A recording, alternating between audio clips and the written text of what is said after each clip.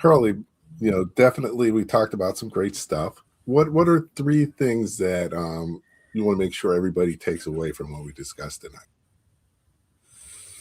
Oh, I would say three things that to take away from tonight's conversation is the first is having skills that blend really well together can be a really incredible thing, right? And so one may be something you're really good at, another may be something that, hey, if you were to pair it to something you're maybe naturally good at, that's going to be really beneficial to you.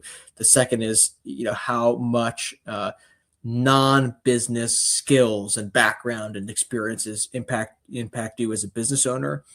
And the third is just, I mean, for my business in particular, a takeaway would be understand your numbers, make sure your balance sheet, every item on the balance sheet ties out. You can know where that comes from. You have a piece of paper that says, yes, this item is real.